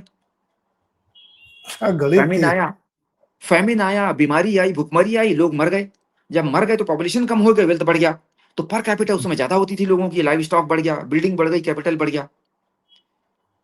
उस समय एक प्रैक्टिस होती थी जो 19 सेंचुरी के आसपास में आई, वो हैरिंग कहलाती थी। हैरिंग का मतलब ये होता था कि जो जीती सेना उसने पूरी फसल जला दी, इंडस्ट्री जला दी, खेत खलियान जला दिए, लाइव स्टॉक मार दिए, गाय गोरू जितने हैं वो सब मार दिए, वो चालू हुआ था। तो burning of the crop, killing of the live stocks, ये सब आने लगा। तो आप ये देखिए कि वॉर का nature 13, 14, 15, 16, 17, 18 century and 19, 20th century में कैसे चेंज हो गया। Rules of the game change, rules of the game पूरा का पूरा चेंज हो गया नीरज जी। 1500, 1600 में हैरिंग होता ही नहीं था। देखो इसमें एक और 1900 इंटरेस्टिंग, मुंबई में भाईगिरी जो होती थी, डॉन होते थे जो, हाँ जी, उसमें अपन लोग तो बॉलीवुड में फिल्मों में देखते थे, कभी सामने देखा नहीं, हाँ तो जी, दिखाते थे ना कि डॉन के यहाँ एक अनसेड रूल होता था माफियाओं के बीच में कि कोई फैमिली बच्चों और औरतों पे हमला नहीं करेगा, यस सामने यस, सामने हमला होगा ना। बिल्कुल बिल्कुल बिल्कुल, लेकिन ये ओल्ड रूल था, बाद में आके नहीं, यस गेम चेंज हो गया, अब तो किधर भी हमला हो सकता है, यस कुछ भी हो यस यस सकता है, सिविलियंस पे हमला करो, तो रूल्स चेंज हो गए। लेकिन जी। इसकी शुरुआत हुई थी वहां से। इंसेंटिव एंड इंस्टीट्यूशन, इंस्टीट्यूशंस ने रूल चेंज किए। इंसेंटिव क्या था कि बर्बाद कर दो। बर्बाद पहले कर ये दो। था कि मेरे को अपना ग्रोथ बढ़ाना है, कैपिटल बढ़ाना है, मेरे को उनको बर्बाद नहीं करना है। अच्छा, यूरोप में क्या होता था, बारिश अच्छी होती थी, खेत फसल बहुत बढ़िया होता था, तो वापस आ जाता था। आदमी मर गए, खेत खलियान बढ़ गए, लाइव स्टॉक बढ़ गए, वेल्थ बढ़ गई। अच्छा, यहाँ पे एक और डेटा दिया हुआ है नीरज जी, बहुत इंटरेस्टिंग। 17 सेंचुरी देखिए, Britain, France, Spain, Ottoman, Russia, Austria हर समय लड़ाई पे रहते थे। 16 सेंचुरी में 95% ऑफ द टाइम ये हर समय लड़ाई पे रहे। 17 सेंचुरी में 94%, 18 सेंचुरी में 78%, और 20th सेंचुरी में 54% टाइम ये वॉर में। तो आप देखिए कैसे वॉर कम होते गए। नहीं तो पहले तो कंटिन्यूसली वॉर पे रहते थे, हमारे वाले बाहर वाले जितने थे, पॉपुलेशन उसमें बहुत मरती थी। तो इसके चलते, अच्छा, इसमें एक बड़ी इंटरेस्टिंग चीज ये है कि जहां जहां वॉर होते गए वहां इंडस्ट्रियलाइजेशन भी बहुत हुआ। क्योंकि पॉपुलेशन क्या होती थी, गांव देहात से निकल के शहर में आती थी, फिर प्रोडक्शन करना है, ग्रोथ करना, ये सब करना है, तो वहां पे इनका इंडस्ट्रियलाइजेशन भी होने लगा। तो war not only resulted in industrialisation, उनका कैपिटल की ग्रोथ होता था, पैसे भी बढ़ते थे। तो this was the incentive for participating in the war, population को भी उसका फर्क पड़ने लगा। अच्छा, इसमें एक बड़ी इंटरेस्टिंग फैक्ट ये है नीरज जी की, चाइना में बहुत कम वॉर हुए क्योंकि आइसोलेटेड था, वहां पे ज्यादा राज्य अलग अलग, स्टेट्स अलग अलग नहीं होते, तो वहां लड़ाइयां ज्यादा नहीं होती थी, तो वहां की मारपीट भी कम होती थी, वॉर भी कम होती थी, इसलिए वहां की economy used to be actually poorer as compared to the Europe and India and all these places. So Europe का per capita was much better than the China at that point in time. उसके बाद में आप देखिए कि Paris 1870 की बात हुई, वो वॉर की, वो लड़ाई की। उसके बाद में 1939, 44 पूरी बिल्डिंग, पूरी मशीनरी, इंफ्रास्ट्रक्चर, आप देखिए ईरान वॉर में देखिए अभी जो हो रहा है, इंफ्रास्ट्रक्चर पूरा का पूरा इकोनॉमिक वॉर है ये, इसमें पूरा का पूरा अटैक हो रहा है इस पे। और उसमें पॉपुलेशन बहुत जाती थी। जैसे एक दिया हुआ है कि जब ईस्ट यूरोप में बहुत वॉर चला था, रशिया, पोलैंड, यूगोस्लाविया, इन लोगों का जब वॉर चला था, 10 से 20% ऑफ पॉपुलेशन खत्म हो गई थी वहां की। 40 से 50 साल लगे वहां पे रिकवरी के लिए। वेस्ट यूरोप में अदर देन इटली, यानी लड़ाई नहीं होती थी, ईस्ट यूरोप में बहुत लड़ाई होती थी। तो आप ये देखिएगा उसमें पर कैपिटल जीडीपी जो था वो उन देशों का बहुत हाई होता था जहां पे वॉर कम होती थी, या वॉर ज्यादा होती थी। क्योंकि वॉर ज्यादा होती थी तो वहां पे ग्रोथ भी होता था, पॉपुलेशन मर जाती थी और ग्रोथ होता था वहां पे। तो ये एक फैक्ट इसमें बताया गया हुआ है। अभी मैं कल ही शायद मैं पढ़ रहा था कि यूरोप के किसी देश में, ख्याल में इटली का था, कहीं का था, वहां की पर जो TFR है, टोटल फर्टिलिटी रेट है, वो 1 से नीचे पहुंच गया है। हाँ, किसी एक शहर में कहीं पे भी भयानक, इवन इंडिया का 1.9 हो गया। जी हाँ, कम हो, हर जगह कम हो रहा है। TFR 1.91 है, 2.1 तो रिप्लेसमेंट रेट होता है, उससे नीचे चल रहे हैं हम लोग। यस तो यस अगले यस यस जो हाल जापान और चीन का है, अगले 30-40 साल बाद हम लोगों को बहुत समस्या आने वाली है। बिल्कुल आने वाली हो ना। वो जो आपको जो बोलते हैं ना कि वो डिविडेंड, क्या डिविडेंड बोलते हैं, डेमोग्राफिक डिविडेंड जो बोलते हैं। कितनी डाइकोटमी आप देखो, एक तरफ आपके यहाँ 150 करोड़ पॉपुलेशन है और दूसरी तरफ आपका TFR 1.91 है। यस एक तो गजब की मतलब डिलेमा कि आप करो क्या करो, यस जैसे यस, इस करो समय क्या करो। RBI की डिलेमा है, बिल्कुल। रेट बढ़ाएं कि घटाएं कुछ समझ में नहीं आ रहा, महंगाई बढ़ती जा रही है। वेरी तो इंटरेस्टिंग। अगले चैप्टर पे चलते हैं Neeraj ji, economics of total war. तो इसमें शॉर्ट में मैं बताता हूँ। इसमें ऑथर ने ये बोला कि एक बंदा होता था ओलिवर फ्रैंक नाम का। किसी को नहीं पता ओलिवर फ्रैंक कौन है, लेकिन he was important part of the जो ब्रिटेन में इन्होंने काम किया हुआ था। He was the civil servant in the ministry of supply. तो बोले इसको कोई याद ही नहीं करता था क्योंकि नाम नहीं सुना इसका। ये उन्होंने बोला है कि जो सप्लाई चेन होती है, he used to play such an important role, and this person was managing the supply chain of the war, and therefore he played such an important role. इनका काम था, पहले क्या होता था कि ये रिक्रूटमेंट का काम करते थे, लेबर का ट्रांसफर देखते थे, east to west, north to south. जैसे जर्मनी के साथ लड़ाई चल रही है, लैंड लेबर कहाँ शिफ्ट करना है, प्रोडक्शन जो फैक्ट्री की है, क्योंकि मोस्ट ऑफ द टाइम क्या होता नहीं था जी, उसमें प्रोडक्शन जो होता था फैक्ट्री की, वो कमर्शियल प्रोडक्शन से industrial production, army military production में आ जाते थे। आपको आदमी की जरूरत है, वर्कर्स की जरूरत है, ये पूरा का पूरा मैनेज करते थे। बहुत ही एबल ब्रिटिश एडमिनिस्ट्रेटर थे, बोले कि फाइन डिटेल में जाते थे, प्रॉब्लम सॉल्वर थे, बहुत काम करते थे। और ब्रिटिश आर्मी की इन्होंने बहुत ज्यादा मैनेज किया हुआ था। जैसे डनकर्क और कई सारे वॉर जो वहां पे ब्रिटेन को बहुत भारी पड़े थे, वो सब वॉर में इन्होंने सप्लाई चेन को मैनेज किया, और पॉपुलेशन टू पॉपुलेशन शिफ्टिंग का, फैक्ट्री शिफ्टिंग, सामान का शिफ्टिंग, उन्होंने बहुत ही इंपॉर्टेंट रोल प्ले किया उसमें। क्योंकि आप ये देखिए, एक डेटा जो है बड़ा इंटरेस्टिंग डेटा है कि 1700 के आसपास में ब्रिटेन जो है 4 to 8% ऑफ नेशनल इनकम अपने लड़ाई में खर्च करता था। 1760 में जाकर के वो आ गया 10 से 12% में। 1900 में 41%। 1945 का जब वर्ल्ड वॉर 2 आया तो ब्रिटेन का 45% of the national income was going towards war. अब आप ये देखिए कि अगर 45% of national income is going towards war, तो आपको सप्लाई चेन मैनेज करना, कॉस्ट मैनेज करना, इंफ्रास्ट्रक्चर मैनेजमेंट करना, प्रोडक्शन मैनेजमेंट करना कितना इंपॉर्टेंट होता था। और उसमें आप ये देखिए कि लड़ाइयाँ जो चालू हुई, उसके बाद में फिर एयरफोर्स आ गया, मशीन गन आने चालू हो गए, टैंक आने चालू हो गए, तो वॉरफेयर बिल्कुल पूरा का पूरा चेंज हो गया। आर्टिलरी चालू हो गए, टैंक्स, एयरक्राफ्ट, पहले कहाँ होते थे ये सब चीजें। आपको एक डेटा देता हूँ नीरज जी, जब 1871 में फ्रैंको प्रशियन वॉर जो हुआ था, शेल जो होते हैं ना, खोखे, बंदूक के, गोली के, एमुनिशन के खोखे, 80,000 शेल पर मंथ का फायरिंग होती थी उस समय। 1871 की बात कर रहा हूँ, 80,000 शेल पर मंथ। अब आप आइए first world war 1914, Germany alone 9 lakh shell per month fire करता था, सिर्फ जर्मनी। इसमें हम एलाइज और यूएस और ब्रिटेन फोर्सेस की बात नहीं कर रहे हैं। By God. French army enter की, 5 million shell per month, 50 lakh. 50 आप लाख। सोचिए, यस, अब आप ये सोचिए कि कैसे शेल प्रोडक्शन का, यानी जो shell production means military production, arms production, shell का प्रोडक्शन जो होता था ब्रिटेन का, वो 0.5 मिलियन होता था 1913 में। 1918 में ब्रिटेन का एनुअल प्रोडक्शन 90 मिलियन पहुंच गया था। इसका मतलब 7 million per month. Machine gun 300 होता था, 300 से, यानी जो लाइक टू लाइक पीरियड में 300 होता था, 300 से 80,000 पहुंच गया था मशीन गन का प्रोडक्शन। अब ये देखिए कि चैप्टर जो है economics of the total war, तो टोटल वॉर का मतलब ये बोलने का मतलब है आर्थर का यहाँ पे कि जब वर्ल्ड वॉर जैसी चीजें चालू हुई, एक के बाद एक दूसरी आनी चालू हुई, तो कैसे ये cost of the war entirely changed. अच्छा, उसमें एक और बड़ी इंटरेस्टिंग चीज हुई थी नीरज जी। जर्मनी वालों ने इनका कैप्चर कर लिया था पूरा जो ब्रिटेन का, और बहुत सारे जो ब्रिटिश कंट्रोल्ड कॉलोनीज थी, तो जर्मनी को कैप्चर कर लिया। अब क्या हुआ, जब वो एरिया कैप्चर किया तो वो फार्मलैंड एरिया भी थे, प्रोडक्शन वाले एरिया भी थे। अगर आपका फार्मलैंड और प्रोडक्शन वाला एरिया कैप्चर हो रहा तो क्या हुआ, आपकी प्रोडक्शन तो कम हो गई, क्योंकि पब्लिक भाग जाएगी नॉन नॉन वॉर जोन में।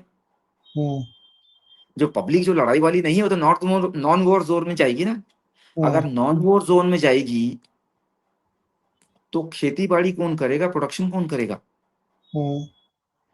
सो जो अर्बन सिटी थी वहां पे फूड स्केयर हो गया। पहले क्या होता था, अर्बन फाइट करते थे, रूरल उनको बना के प्रोड्यूस करके खाना पीना प्रोड्यूस करता था।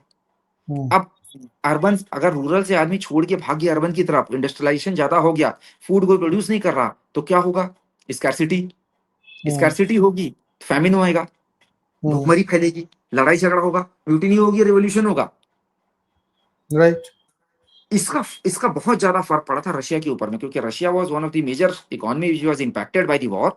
वहां पे लोग छोड़ जाने लगे थे। तो वहां पे इनफैक्ट जो फर्स्ट वर्ल्ड वॉर में जो वहां पे वो होते ना, जार होते थे, जो रशियन रेवोल्यूशन जो आया था, तो नीरज जी रशियन रेवोल्यूशन में क्या हुआ था, जार के अगेंस्ट में रेवोल्यूशन इसलिए हुआ था क्योंकि फूड ग्रेन का प्रोडक्शन कम हो गया था, उसके कारण रेवोल्यूशन हुआ।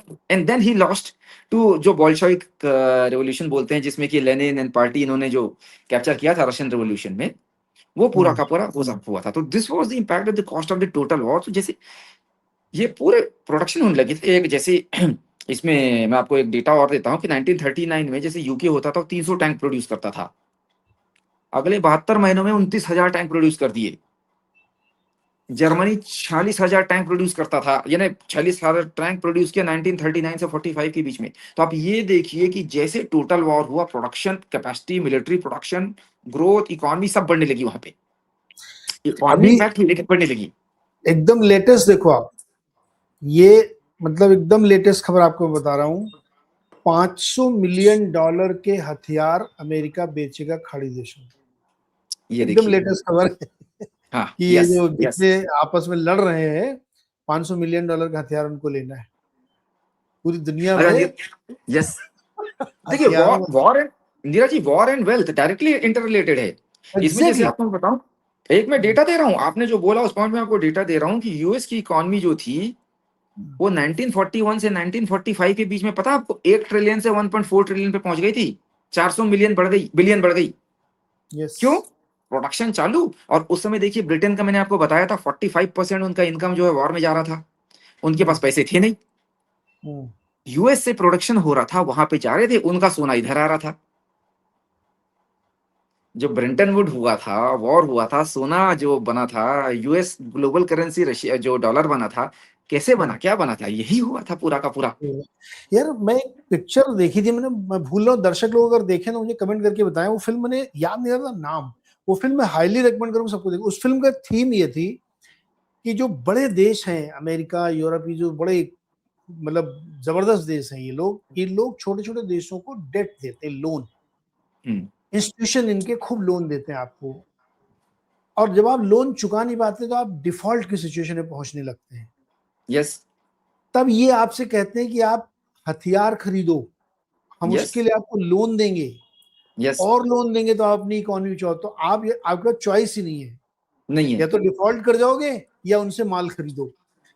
वो इतनी शानदार फिल्म है, दुनिया की पॉलिटिक्स को समझने वाली, कि कैसे पूरे वर्ल्ड को ड्राइव किया जा रहा है। मतलब आप पपेट हैं, आप कुछ नहीं कर सकते, आपको मालूम है कैसा हो रहा है, फिर भी आप कुछ नहीं कर सकते जी हाँ, क्योंकि आपकी सामर्थ्य नहीं है। समर्थ को नहीं दोष गुसाई, जो ताकतवर है कोई दोष नहीं है। और मतलब माइट इज राइट वाली बात हमेशा चलती रहती है। तो अभी देख लो खाड़ी में क्या हो रहा है, खूब हथियार चल रहे हैं, बेचे जा रहे हैं फैक्ट्रियां। बिल्कुल बिल्कुल बिल्कुल बिल्कुल। जो आपको मैंने बताया, देखिए प्रोडक्शन कैसे बढ़े यहाँ पे, जो कंट्रीज के हमने जस्ट एग्जांपल वही डिस्कस किया, पूरे के पूरे प्रोडक्शन बढ़े, मिलिट्री का प्रोडक्शन बढ़ रहा है, आर्म्स का प्रोडक्शन बढ़ रहा है, बिक रहे हैं वो। So this is how the cost of total war increased many fold. हर जगह प्रोडक्शन हो रही, हर जगह लड़ाई हो रही, एक दूसरे के यूज करके बर्बाद कर रहे और प्रोडक्शन कर रहे हैं। इसमें नीरज जी इंटरेस्टिंग चीज ये हो जाती है कि जिसकी इकोनॉमी बड़ी है, जिसके पास लास्ट मैन स्टैंडिंग वाली बात है कि कैपेबिलिटी है, तब आप सस्टेन कर पाओगे, अदरवाइज आप सस्टेन नहीं कर पाओगे। अभी जो ईरान वाली लड़ाई चल रही है उसमें बात क्या चल रही है हमें नहीं पता, लेकिन बात ये चल रही है कि Iran is playing the game of sustaining the war, because उनको पता है कि यूएस को बहुत महंगा पड़ रहा है। अगर मैं सिर्फ सस्टेन करूं, यूएस को बहुत भारी पड़ेगा, तो वो नेगोशिएटिंग टेबल पे आ जाएंगे। कहानी चल रही है, हमने पढ़ा हुआ है, देखा हुआ है, अपने को पता नहीं क्या सत्य है, लेकिन ये बात है। तो this is overall the cost of the total war. Now Neeraj, coming to the next chapter एक लुत्फवाफ करके है। लुत्फवाफ जो होता है, ये जो जर्मन जो एयरफोर्स होता था उसको बोला जाता था लुत्फवाफ करके। ये बिल्कुल जो स्ट्राइकिंग अटैक करते थे ये सब। तो इसमें मैं ज्यादा टाइम नहीं लूंगा इसमें, लेकिन इसमें ये बताया गया था नीरज जी, वहां की फिलॉसफी इनकी ये होती थी, फ्लाई टिल यू डाई। इनका काम होता था भाई हवा में होना चाहिए एयरक्राफ्ट आपका, और दुश्मन को जाकर के मारो बिल्कुल। एक डेटा आपको फिर इसमें भी दे रहा हूं, जब इसमें जो जो जर्मनी के टॉप पायलट होते थे, अगर उन्होंने 350 प्लेन गिराए हैं सामने वाले की और मारे हैं 350 प्लेन, अलाइड का जो टॉप होता था पायलट, उसके होता था स्कोर 66। तो दोनों की स्कोर बता रहा हूं मैं, 350 वर्सेस 66। वो इतने ज्यादा इफेक्टिव थे ना। वहां इफेक्टिव का क्या था, वहां पे ये फ्लाइट टिल यू डाई।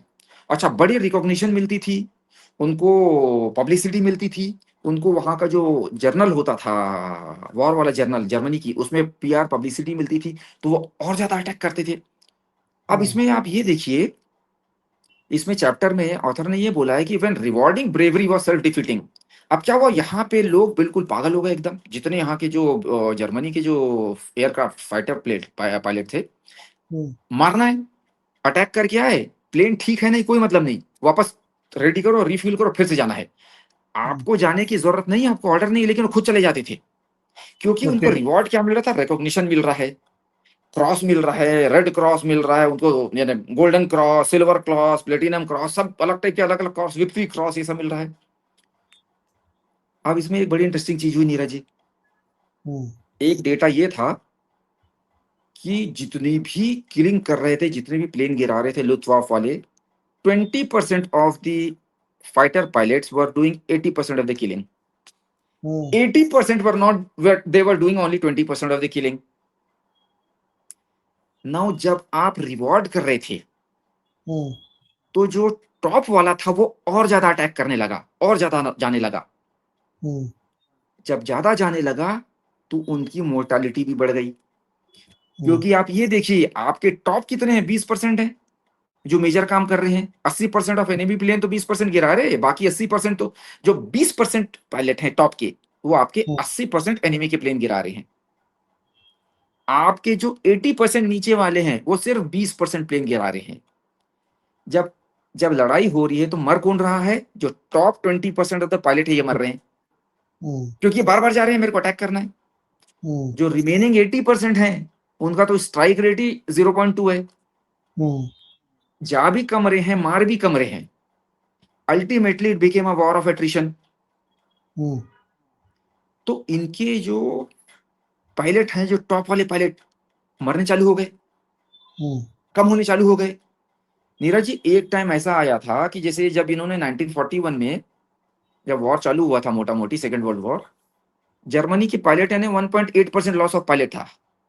1944 में जाते जाते जर्मनी का हो गया 25% पायलट लॉस, मरने लगे 25% पायलट। अच्छा, 25% पायलट मरने लगे यानी टॉप ऑफ द पायलट मर रहे हैं।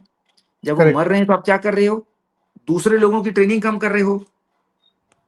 आप कैस्केडिंग इंपैक्ट देखिए कि जो नया पायलट जा रहा है लड़ाई के लिए, वो लेस ट्रेंड है, सोया नहीं है, आराम नहीं किया है, लेस इफेक्टिव है, और वो टॉप वाला पायलट है आपका। This is how they reward to them कि भैया जाओ, मारो, काटो और अवार्ड उठाओ, ब्रेवरी के अवार्ड उठाओ। उसने दिखाना शो किया कि भाई ये तो रिवर्स में जाना चालू हो गया, इनका लॉस चालू हो गया जर्मनी को। एंड दैट इज हाउ जो इनका पब्लिक रिकॉग्निशन वाला फिलॉसफी जो था वो फेल कर गया।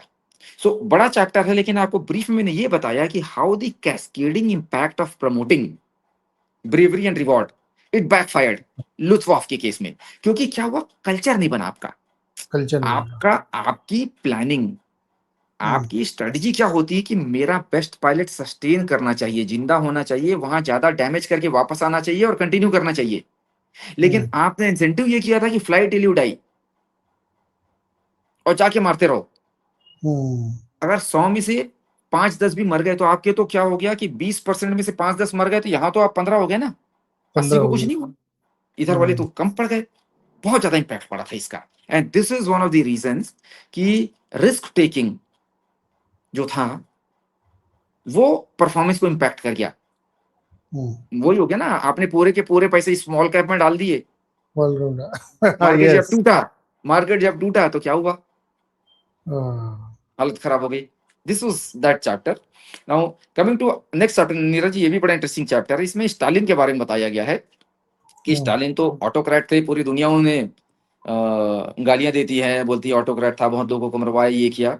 लेकिन इसमें स्टोरी में यहाँ पे ये बताया गया है नीरज जी कि स्टालिन ने जो industrialisation of the Russian economy वो चालू किया। मैंने आपको याद है बताया था कि रशियन रिवॉल्यूशन जब हुआ था तो पूरी जो गांव की आबादी होती थी उस समय क्या होता था, गांव वाले ग्रेन प्रोड्यूस कर रहे हैं, शहर में भेज रहे हैं। जब लड़ाई झगड़े हुए, फर्स्ट वर्ल्ड वॉर हुआ, ग्रेन प्रोडक्शन वोडक्शन आपका कम हो गया, रिवॉल्यूशन हो गया। उसके बाद में ये कम्युनिस्ट आ गए थे, स्टालिन आए। स्टालिन ने देखा कि भाई रशिया है, ए सॉरी, जो लंदन है, यूएस है, जापान है, ये फ्रांस है, ये तो हम पे कई जगह आगे हैं, बहुत आगे हैं। उन्होंने क्या करना है, उन्होंने बोला इंडस्ट्रियलाइज करना है इकोनॉमी को पूरा का पूरा। नीरज जी, आयरन, स्टील, कोल 4x 5x 1928 से 1937 के बीच में प्रोडक्शन 4x 5x, पूरी इंडस्ट्री अपना वो कर दिया इन्होंने, पूरा का पूरा इंडस्ट्रियलाइज कर दिया। 1920 में 80% of Russia's population used to be in agriculture. 20 में, मिड 30 में जाते जाते 60% पे आ गया। 20 से 25% पॉपुलेशन को सीधा इंडस्ट्रियलाइजेशन में शिफ्ट कर दिया। जब ये शिफ्ट किया उन्होंने तो इसका फायदा क्या हुआ, जब वर्ल्ड वॉर 2 आया, Russia was fully prepared. Steel, cars, coal, iron. अच्छा, एक और चीज इन्होंने किया था, रशियन रिवॉल्यूशन से इनको ये आ गया था कि भाई अगर खाने का सामान, अनाज नहीं आया, हम यहाँ बर्बाद हो जाएंगे शहर में। तो उन्होंने लैंड को पूरा का पूरा नेशनलाइज कर दिया और कंट्रोल दे दी, अपनी पूरे के पूरी जो अपनी फौज होती थी उनको कंट्रोल दे दिया था कि भाई ये प्रोडक्शन का काम आपका, इंडस्ट्रियलाइजेशन का, इंडस्ट्रियल प्रोडक्शन का आपका, ग्रेन प्रोडक्शन का काम आपका। नीरज जी, वीजा लगा दिया था। होता क्या था कि शहरों में लड़ाई होती थी, लोग गांव की तरफ भाग गए, या गांव में लड़ाई हुई, लोग शहर की तरफ भाग गए। उन्होंने वीजा लगवा दिया, अपनी जगह से मूव नहीं करोगे। उस चक्कर में 5-5, 6-6, 10-10 मिलियन डेथ भी हुए, लोग मरे, भुखमरी से मरे हैं, लड़ाई से मरे हैं, ये सब से मरे हैं। लेकिन जो राइट हुए थे और रिवॉल्यूशन हुआ था कि खाने को नहीं मिल रहा, वो नहीं हुआ था, क्योंकि everybody was assigned the role. Industry वाला इंडस्ट्रियल प्रोडक्शन कर रहा, कार वाला कार का प्रोडक्शन कर रहा, एयरक्राफ्ट वाला एयरक्राफ्ट का प्रोडक्शन कर रहा, स्टील वाला स्टील का प्रोडक्शन कर रहा। अच्छा, एक बड़ा इंटरेस्टिंग चीज और हुआ था, क्योंकि ये तो बहुत पीछे थे इनकी। टारगेट ये था कि इनका, स्टालिन ने ये बोला था कि हम तो यूरोप से और जो यूएस से 100-100, 200 साल बिहाइंड है इन टर्म्स ऑफ जीडीपी, हमको कैप्चर करना है। 1920 में जर्मनी का जीडीपी होता था वो रशिया का 3x होता था, रशिया का 3x। 1940 में, हाँ, 1941 में जाके नीरज जी वो 1.8 टाइम्स हो गया। सोचिए, 3 से 1.8। इसका मतलब रशिया की इतनी स्पीड से ग्रोथ और प्रोडक्शन बढ़ी थी। पूरा प्रोडक्शन जो इन्होंने किया था, तो पूरा का पूरा इंडस्ट्रियलाइजेशन कर दिया था इन्होंने। अच्छा, जब वॉर हुआ, जब जर्मनी ने रशिया के कई पार्ट कैप्चर किए, नीरज जी, ट्रेन में भर भर के इन्होंने फैक्ट्रीज, इंडस्ट्रीज और लोगों को शिफ्ट कर दिया टू अदर प्रोडक्शन सेंटर्स। महीने महीने महीने महीने, वीक्स में, मंथ्स में उनकी नई फैक्ट्री सेटअप हो गई, प्रोडक्शन चालू हो गया। So there was never a shortage of arms, ammunition, tanks and aircrafts in Russia for the war. एक चीज और, अगर ध्यान से देखो पूरा इतिहास, ह्यूमन हिस्ट्री देखो, तो जब जब भी इंडस्ट्रियलाइजेशन हुआ, चाहे वो फ्रांस का हो, ब्रिटेन का हो, इवन यूएस का हो, या इवन इस समय, हमेशा वहां की सरकार, भले ही वो डेमोक्रेटिक रहे हो, जो भी रहे, वो ऑटोक्रेटिक बिहेवियर करने लगते हैं। जैसे इस समय ट्रम्प को देखो आप, बिल्कुल किसी की बिल्कुल, सुन नहीं रहा है, वो जो मनाएगा वो मैं करूंगा, क्योंकि मुझे मैन्युफैक्चरिंग यूएस वापस मांगा करना है मुझे। यस, तो अब मतलब कुछ किसी की नहीं सुनता वो, मतलब जो मर्जी ट्रम्प वही कर रहे हैं। तो डेमोक्रेटिक सेटअप के अंदर ऑटोक्रेटिक बिहेवियर, बिल्कुल बिल्कुल, यस, वैसे ही वो होता ही है। Talent. Yes yes, that's Neeraj ji, अगला चैप्टर बड़ा इंटरेस्टिंग है, ज्यादा टाइम नहीं लूंगा इसमें। इसमें बोला हुआ है, जो हम मार्केट के लिए भी बोलते हैं, economist are not always right, तो मार्केट से रिलेटेड है करके मैंने इस चैप्टर को लिया था इस बुक में डिस्कस करने के लिए। थोड़ा हम ज्यादा टाइम ले रहे हैं, लेकिन क्या इसमें एक वॉल्ट रोस्टाउ करके एक होते थे, वियतनाम वॉर के टाइम पे, ये वहां पे अपने इनको जो स्ट्रेटेजिक एडवाइजर रखा गया था, सेक्रेटरी ऑफ स्टेट, वो जो ना डिफेंस सेक्रेटरी, वो सब रोल में रहे हैं। बहुत हाई येल की स्कॉलरशिप मिली थी इनको 15 साल की उम्र में, रोड्स स्कॉलर थे, ऑक्सफोर्ड, वो प्रोफेसर ऑफ इकोनॉमिक्स थे कोलंबिया में, ये इकोनॉमिक्स से बड़े वो, और इनको पता नहीं बड़ा फेटिश था कि भाई ये बॉम्बिंग कैन चेंज एवरीथिंग। तो ये इनको यहाँ पे अलग अलग टाइम पे, जेएफके के टाइम पे भी थे, जेएफके ने तो इनको निकाल दिया था। इनफैक्ट ये उस समय यूएस में ये गवर्नमेंट में होते थे, उस समय एज एन एडवाइजर होते थे। जेएफके ने उनको निकाल दिया था। उन्होंने तो एक स्टेटमेंट भी दिया था, बोले थे कि यार 1/10 इनके रिकमेंडेशन जो होते हैं अपने जो रोस्टो साहब के, वो अच्छे होते हैं, बोले लेकिन 9 जो होते हैं वो बिल्कुल ही डेंजरस होते हैं, बकवास होते हैं। उन्होंने अपनी मिनिस्ट्री से निकाल दिया था उनको। इसके बाद क्या हुआ, इन्होंने इसके बाद जब इनको निकाला गया था, इन्होंने फिर घूम के अपना इकोनॉमी की काम कर रहे, इकोनॉमिस्ट वाला काम कर रहे, इन्होंने एक किताब लिखी, इनकी किताब बड़ी फेमस हो गई। उस समय लिंडन जॉनसन आए यूएस के, और उसी समय इनकी बुक फेमस हो गई। आप देखिए किस्मत कैसे चलता है, इनकी बुक फेमस हुई, लिंडन जॉनसन ने इनको अपने वियतनाम वॉर के टाइम पे इनको सेक्रेटरी ऑफ स्टेट हायर करके रख लिया। और इनको शुरू से बड़ा वो शौक था कि यार बॉम्बिंग करके इंडस्ट्रियल हब को मार दो तो वो कंट्री बर्बाद हो जाएगी। इन्होंने वियतनाम में दिया। वियतनाम में नीरज जी मेरे को पता नहीं था, 2 पार्ट में डिवाइडेड था, north Vietnam and south Vietnam. ना नॉर्थ जो था वो रशिया और चाइना सपोर्टेड था, साउथ में ऑटोक्रेसी चलती थी। अब यूएस में इस किताब में लिखा गया है कि सीआईए को यूज करके वो चाह रहा था कि नॉर्थ में जो चाइना और रशिया डोमिनेटेड था उसको पूरा का पूरा कंट्रोल करके यूनिफाई किया जाए। तो जो रोस्टोव साहब थे उन्होंने बोला कि भाई एक काम किया जाए कि नॉर्थ में जाके बॉम्बिंग किए जाए, इनके जितने भी ऑयल प्रोडक्शन है, इनकी इंडस्ट्री है, फैक्ट्री, उनको बॉम्ब किया जाए तो रिजल्ट आएगा। उन्होंने बॉम्ब किया, कोई रिजल्ट ही नहीं आया।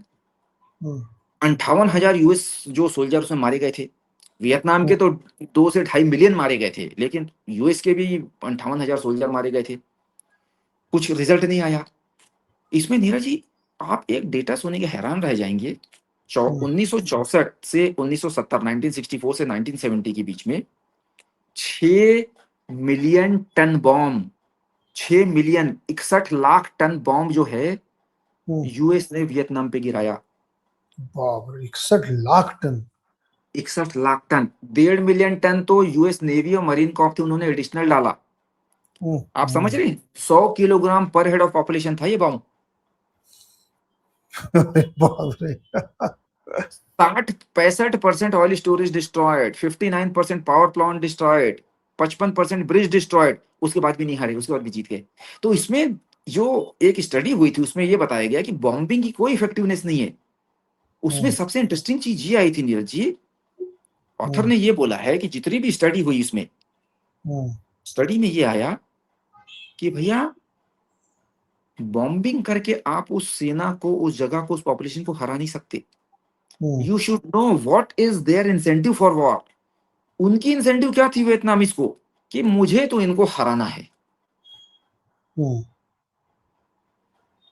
मेरी ये नहीं था कि मैं जीतू की वो, नहीं, मुझे इसको यूएस को हराना है। तो यूएस कुछ भी कर ले, कुछ भी कर ले, कुछ भी कर ले, उसका तो ये था कि मुझे इनको हराना है बस, मुझे इंडिपेंडेंस चाहिए, मेरे को इंडिपेंडेंस करना है अपना, मेरे को इंडिपेंडेंस चाहिए, मेरे को कोई मतलब नहीं है। तो उस चक्कर में यूएस की देखिए क्या हालत हुई थी, शीशी लेदर हो गई थी उनकी वहां पे, जो बोलते हैं हम हिंदी में वर्ड यूज जो करते हैं वो पूरा का पूरा हो गया था। अच्छा, यूएस एंड चाइना, एक और डेटा है वहां पे, यूएस और चाइना इतना सपोर्ट करते थे वियतनाम नॉर्थ को कि वहां का जीडीपी 1.5 था बिलियन 1965-68 वाले टाइम पे। एड 2 बिलियन का आता था नीरज जी, 1.5 बिलियन की जीडीपी है, 2 बिलियन का एड आ रहा है वहां पे, क्योंकि रशिया चाइना पैकिंग कर रहे थे। अब आप इस सिनारियो को नीरज जी आज देखिए हिस्ट्री कैसे रिपीट करती है। आज की डेट में देखिए, आज देखिए रशिया और चाइना किसके पीछे हैं। वहां की इकोनॉमी की क्या हाल है, हालत खराब है, लेकिन पीछे कौन है, पीछे तो दादा खड़े हुए हैं। तो हरा सकते नहीं आप, तो अल्टीमेटली नेगोशिएटिंग टेबल पे आओगे।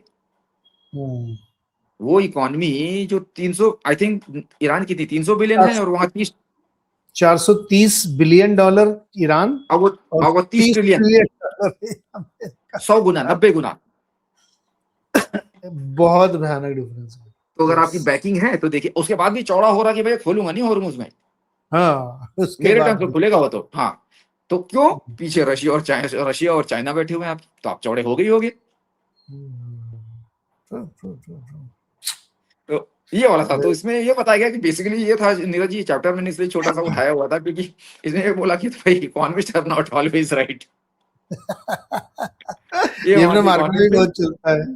हाँ जी, हाँ जी, हाँ जी। अच्छा नीरज जी, अपना अपना मोटा-मोटी लास्ट चैप्टर पे आ रहे हैं। देखो आज हम्म, की वॉर के बारे में जब चल रहा है, तो इसमें नीरज जी एक बड़ा इंटरेस्टिंग एपिसोड है जो प्लानिंग फॉर और यूक्रेन और द इंसेंटिव फॉर एनालिसिस में जेनेलोपिलिया करके एक जगह थी, जहाँ पे एक क्या हुआ था, यूक्रेन की आर्मी मोटा-मोटी उसका जो है ना, क्रीमिया वाली लड़ाई चल रही थी रशिया के साथ में, तो यूक्रेन लंबा बॉर्डर पे भी समय। लड़ाई-वड़ाई चल रही थी, इनकी आपस में लड़ाई चल रही थी। तो हम्म, यूक्रेन की आर्मी आई, वहाँ पे लड़ाई-झगड़ा चल रहा था। अचानक क्या हुआ, वहाँ पे एक जगह पे यूक्रेन की आर्मी रुकी और रशिया की आर्मी आई बिल्कुल। धीरज जी 10 मिनट में वो पूरे की पूरी वहाँ पे जो प्लाटून का जो यूनिट था यूक्रेन का, नेस्तनाबूत 10 से 15 मिनट के अंदर में खत्म।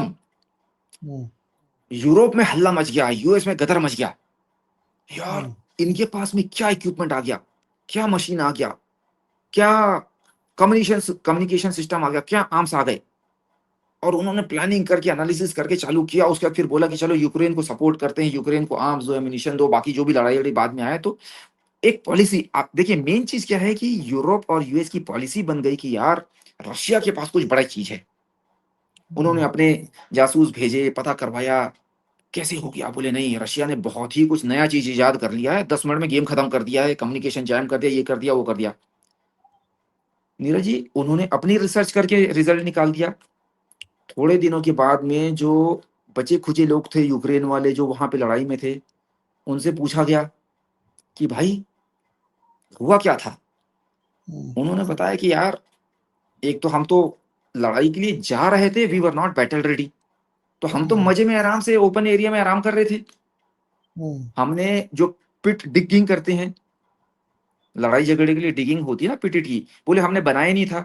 हम तो शेड में भी नहीं गए, हम तो फॉरेस्ट कवर में भी नहीं गए, हम तो आराम से बैठे हुए थे, अचानक अटैक हो गया इसलिए सब ज्यादा हमारे ऊपर इम्पैक्ट आया। अच्छा हमारे एमुनेशन ट्रक में लोडेड थे, तो रशिया वाले ने जब एक बम मारा तो हमारे 100 अपने आप फट गए। सब ना पड़ गई। नीरज जी पॉइंट ये है कि यूरोप और यूएस इस फिलॉसफी पे चल रहा था कि रशिया ने कुछ मेजर इजाद कर लिया, बहुत बड़ा बम बना लिया, बहुत जबरदस्त एमुनिशन बना लिया है। अपनी हम्म, एनालिसिस करके जब यूक्रेन वाले ग्राउंड वाले से पूछा तो उसने बोला नहीं ऐसा कुछ नहीं था, हमारा ही सिस्टम इस- खराब हो गया था, उस समय हमारे बम बाहर में पड़े हुए थे, इसके कारण इम्पैक्ट पड़ा है। हाँ, इसको यूज करके नीरज जी ये बताया गया है कि जैसे कैसे रशिया माइंड गेम खेल खेल के जीता है। एक बार 1955 में एक डिस्प्ले हुआ था बम्बर का। 10 हम्म, बम्बर थे रशिया के पास में, जो उनका बाइसन करके बड़ा फेमस बम्बर होता था। हम्म, 10 थे, 10 को एक बार इधर से लेके गया, थोड़ी देर के बाद में 10 उधर से आए, थोड़ी देर के हम्म, बाद में 8 इधर से गए। हम्म, सीआईए की एनालिसिस क्या आई, इनके पास 28 बॉम्बर हैं एक जगह पे। हम्म, तो इसका मतलब इनकी टोटल कैपेसिटी 1960 में जाकर के 55 में 28 है, 1960 में जाकर के 600 हो जाएगी। उन्होंने एनालिसिस दी अपनी, सीआईए ने हम्म, वहां पे रिपोर्ट भेजी। उसके चक्कर में यूएस ने 750 B-52 बॉम्बर बना लिए उस इंटेलिजेंस की बेस पे। अच्छा ये सब पूरा हो गया, हम्म, एक भेजा आरएफ जो होता है ना, royal air force, hmm, US and Britain alone, उन्होंने आरएफ का एक पायलट भेजा कि यार वो बेस में जाकर के देख के तो आओ। उनका एंटिसिपेशन था कि भाई जो बाइसन इनके हैं अब 28-30 दिखे हैं, इसके मतलब इनके पास 20 बेस है, 600 बाइसन रहेंगे इनके पास। एक पायलट गया आरएफ का, रॉयल एयरफोर्स का, फोटो लिया, फोटो लेके हम्म, आया तो उस फोटो को बोला जाता है $1 बिलियन पिक्चर। उसमें हम्म, ये आया कि यार इनकी तो प्रोडक्शन फैसिलिटी लगता ही नहीं कि बन रहा है कुछ वहां तो। और यहाँ पे रशिया ने या यूएस वाले ने 750 बना लिए अपने। आप ये देखिए द गेम ऑफ साइकोलॉजी, और इसमें क्या हो रहा है कि आप डर के कारण कैसे कैसे एनालिसिस कर रहे हैं, एस्टिमेट बना रहे हैं। अच्छा इसमें ऑथर ने एक और चीज इंटरेस्टिंग बताई नीरज जी, हम्म, जो एनालिसिस होती है वो डिपेंड करता है कौन कर रहा है। कौन कर रहा जिसको खर्च करवाना है कि जिसको खर्च नहीं करवाना है। जो बजट बना रहा है वो बोलेगा खर्च मत करो, बोलेगा नहीं तुम्हारा एस्टिमेट गलत है। जिसको खर्च करवाना है, जिसके इंसेंटिव इंक्लूडेड हैं, जिनको किकबैक आ रहे हैं, वो क्या बोलेगा, सामने वाले आदमी बहुत स्ट्रांग हो गए, अगर आपने है? नहीं किया तो आप पीछे रह जाओगे। यस। इस चैप्टर में बिल्कुल उसी स्टोरी को बताया गया है कि CIA over the period of 1960, 1970, 1980 has consistently over estimated US defence, Soviet defence. मैं तो क्योंकि कह रहा कोई हूँ ना कि कोई एजेंडा अभी है। भी सैटेलाइट से देख देख के नीचे बम मार रहे हैं, तो अगर नीचे आप एक प्लास्टिक का ही थोड़ा टैंक वैंक खड़ा कर दो काले रंग का, या ऐसे यस तंबू वंबू लगा दो, वहां पे कुछ ड्रोन वोन की फैक्ट्री दिखा दो नकली सी, तो अब वो क्या पता ग्राउंड पे जाके आपने पता नहीं किया, हो सकता है वॉर, यस वॉर ब्लफ चलते हैं बहुत सारे यस कि इधर दिखा दो उधर दिखा दो, उसके बाद होता, तो planning and ground reporting is very yes important. Yes. तो नीरज जी, मोटा मोटी हम अपने एंड पे आ गए, बहुत लंबा खिंच गया है, लेकिन बुक इंटरेस्टिंग थी इसलिए हमको ये पूरा का पूरा लेना पड़ा था। अब तो इसका मोटा मोटा सार क्या निकला, सार मैं, मुझे जो समझ में आया इस किताब को जी, सुन के, आप बोलिए आप। कि दो तीन चीजें हैं, कि एक तो हर युद्ध का मकसद जो है वो आर्थिक है। यस, 100%। उस युद्ध में ड्राइविंग फोर्स ये होता है कि इंसेंटिव्स क्या है, इस युद्ध को मैं क्यों लड़ूं, मुझे क्या मिलने वाला बिल्कुल बिल्कुल। है ना, यस। और उस इंसेंटिव्स को हासिल करने के लिए क्या क्या तरीके अपनाए जाते हैं। जी हाँ। तो ये 3 पॉइंट मुझे लगता है कि युद्ध का मकसद आर्थिक डोमिनेंस, और लड़ने से क्या मिलेगा, और उस मिलने के लिए क्या क्या करना पड़ेगा। एंड आपकी जो तीसरा पॉइंट है नीरज जी, उसमें मैं ऐड कर रहा हूं, क्योंकि आपने इंसेंटिव को तो इंक्लूड कर लिया, इंस्टीट्यूशन जो करना क्या है वो इंस्टीट्यूशन तय करते हैं। इंस्टीट्यूशन तय करते हैं। तो हो गया, incentive plus institution is equal to war. Yes भाई, आप मतलब जैसे क्रूड ऑयल को मुझे लगता है कि एक बहुत अच्छा टूल है दुनिया में देशों को अमीर या गरीब बनाने वाला। अब आप सोचो कि अगर ये क्रूड ऑयल आज की तारीख में $110 पे बनाए रखें अगले 4-6 महीने तक, बहुत सारे देशों की इकोनॉमी ध्वस्त हो जाएगी, बिल्कुल हो जाएगी, 100% बस्ट हो जाएगी। इंक्लूडिंग इंडिया, क्योंकि 110 हमारे लिए बहुत महंगा है तेल, हम उस पर डाइजेस्ट नहीं कर सकते, हमारी इकोनॉमी पे इम्पैक्ट आ जाए, 1.5% 2% जीडीपी गिर जाएगी। तो ये तो मतलब एक टूल है, उनके हाथ में हथियार है, और हम हमेशा इसका प्राइस ऊपर रखेंगे। यस। और फियर बहुत अच्छा बिकता है। मान लो पूरी दुनिया में ये अफवाह फैला दी जाए कि भाई युद्ध तो कभी भी हो सकता है कहीं पे भी, तो मैं अपने मार्केट शोज में कहता हूँ कि देखो, लड़ो चाहे ना लड़ो, कट्टा जेब में रखना पड़ेगा। यस, बिल्कुल बिल्कुल। तो हथियार बनाओ, डिफेंस में खर्चा करो, युद्ध हो या ना वो अलग बात है। तो पूरी दुनिया तो डिफेंस देख, पे खर्चा कर रही है। तो अपने एग्जांपल हमने देख लिया नीरज जी, ये कब की हम वाइकिंग के टाइम से देख रहे हैं, डिस्कशन वाला है, वो ईरान वॉर तक में डिस्कशन आ गया कि भाई अल्टीमेटली इंसेंटिव इंस्टीट्यूशन वॉर। भाई आप ये देखो कि यूरोप अपनी जीडीपी का 5% डिफेंस एक्सपेंडिचर करेगा, जो कि अभी वो 2% तक पहुंच गए, 3% और करना है उनको, क्योंकि अब अपना अपना देखो भैया, कहीं भी लड़ाई होगी तो हमारे भरोसे मत रहना, ये बात आ गई है। अब जब ये बात आ गई तो भैया कौन पीछे रहना चाहेगा, यस। अपनी सुरक्षा अपने हाथ। तो पूरी दुनिया में अब वॉर के लिए तैयारियां हो रही, टैंक बन रहे, ये बन रहे, लड़ाई होगी नहीं होगी। सो यार असली जड़ पैसा ही है गुरु। End of the day Neeraj ji, आपको एक लाइन पढ़ के मैं बता रहा हूं, hmm, military revolution ushered financial revolution, and that financial revolution ushered economic revolution. ये बुक की फिलोसफी पूरी मिलिट्री से चालू होकर अल्टीमेटली पैसे पे आती है बात, पैसे पे आती है। सीधी सी बात। एंड ऑफ द डे ये एक लाइन में डिस्क्राइब है पूरा का पूरा जो दुनिया में चल रहा है।